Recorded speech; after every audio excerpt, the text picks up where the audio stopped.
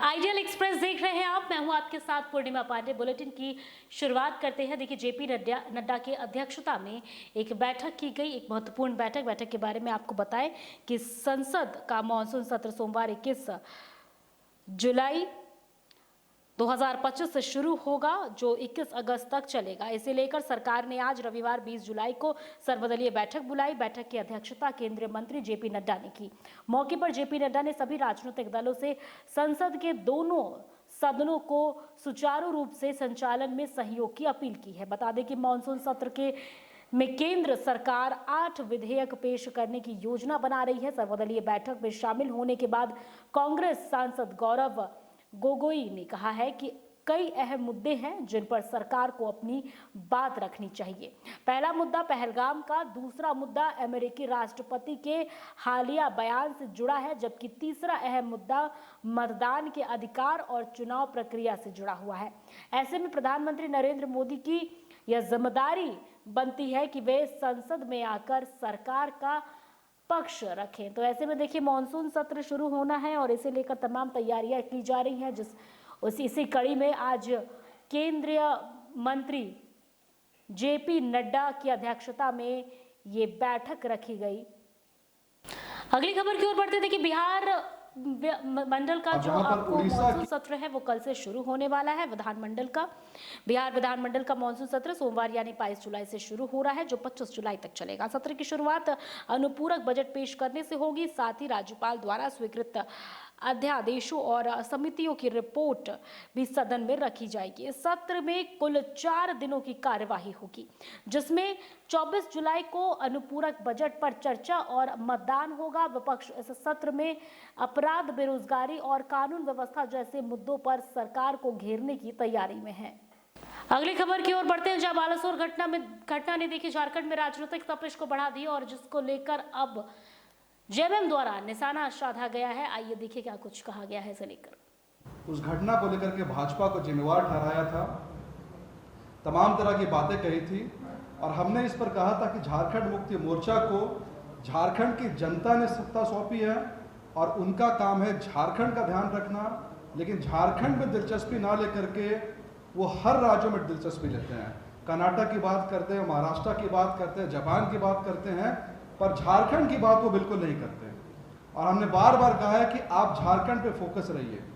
इस सरकार के बनने के कुछ समय बाद दिसंबर 2024 में ही पलामू के शेल्टर होम में एक बच्ची का बयान आया था कि मुझ पर किसी अधिकारी को खुश करने का दबाव बनाया जा रहा है, पर उस घटना के बाद में शेल्टर होम के कुछ कर्मचारियों को जेल में डाला गया, पर कौन सा वो अधिकारी था आज तक हम। अगली खबर, जहां भाजपा सांसद संजय जायसवाल ने एक बार फिर देखिए राहुल गांधी पर जबरदस्त निशाना साधा है। बता दें कि उन्होंने राहुल गांधी पर गंभीर आरोप लगाया है कि राहुल गांधी को देश से कोई मतलब नहीं है। हर बार राहुल गांधी देश के साथ नहीं बल्कि विदेशी एजेंडे के साथ खड़े नजर आते हैं।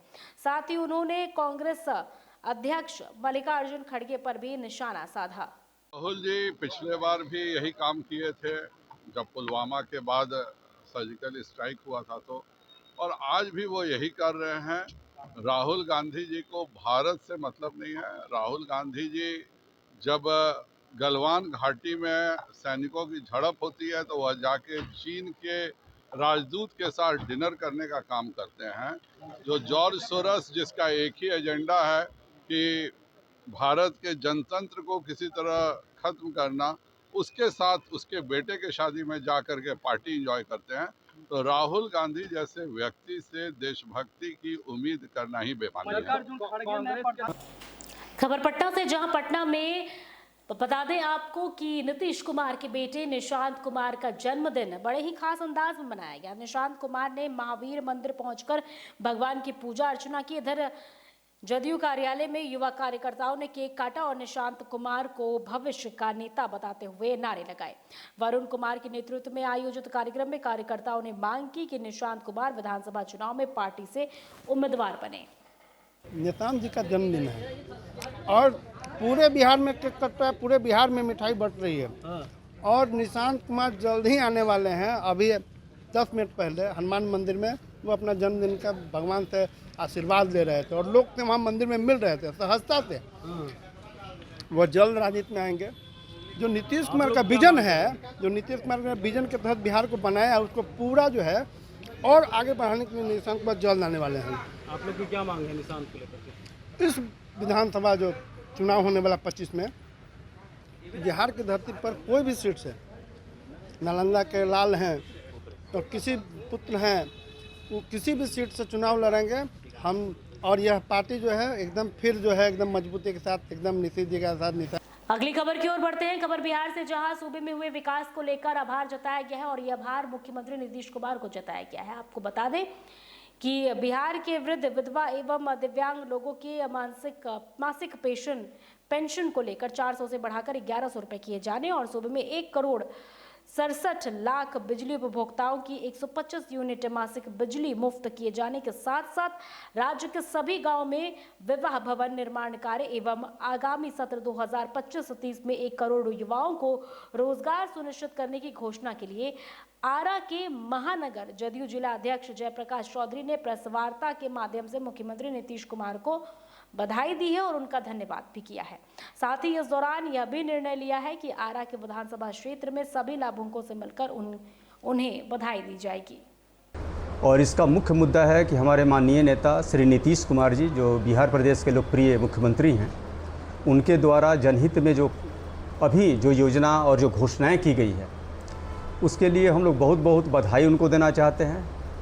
और उनको बधाई और अपनी शुभकामना के लिए अपनी आरा महानगर की तमाम जनता दल यूनाइटेड की परिवार की तरफ से और आरा विधानसभा की तमाम जनमानस की तरफ से, तमाम मतदाताओं की तरफ से हम लोग माननीय मुख्यमंत्री श्री नीतीश कुमार जी को बहुत बहुत बधाई देना चाहते हैं, इसलिए कि उन्होंने बिहार प्रदेश में ऐतिहासिक निर्णय लिया है जन विकास के क्षेत्र में।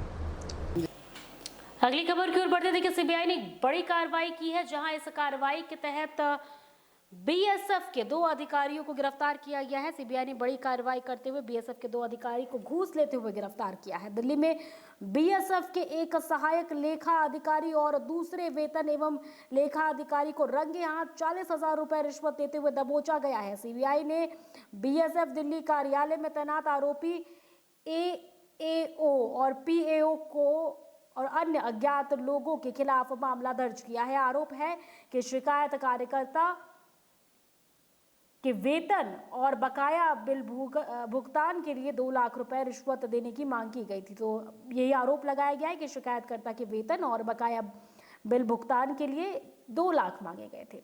बातचीत के बाद 2 लाख की रिश्वत पर बात बन गई और सीबीआई ने जाल बिछाकर रिश्वत मांगने वाले अधिकारियों को गिरफ्तार कर लिया है।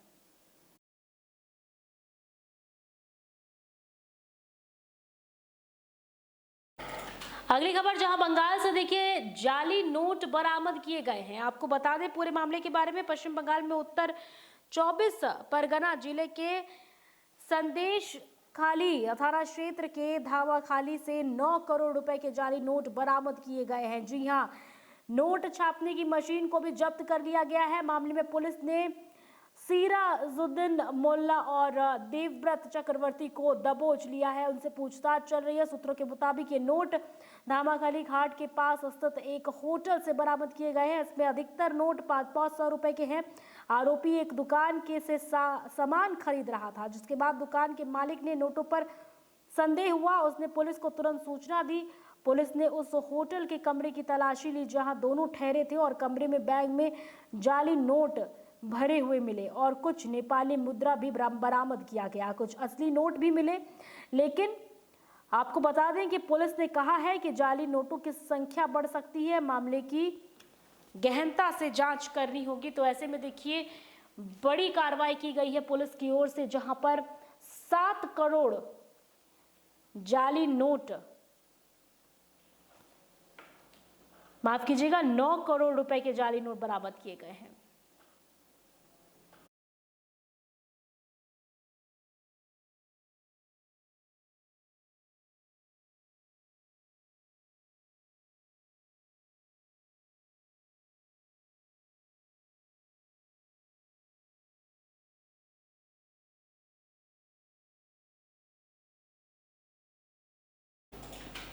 देखिए गंगा नदी में एक भारी पत्थर को बरामद किया गया है, जिसे लेकर अब कहा जा रहा है कि गाजीपुर के ददरी घाट पर सावन के दौरान गंगा नदी में एक भारी पत्थर तैरता हुआ दिखाई दिया, जिसे लेकर स्थानीय श्रद्धालुओं में भारी आस्था देखने को मिल रही है।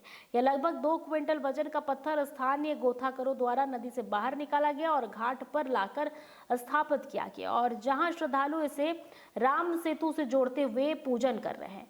महंत रामाधार तपस्वी सहित कई श्रद्धालु ने इसे भगवान श्री राम का चमत्कार बताया है। घटना ने स्थानीय स्तर पर धार्मिक उत्साह और वैज्ञानिक जिज्ञासा दोनों को जन्म दे दिया है।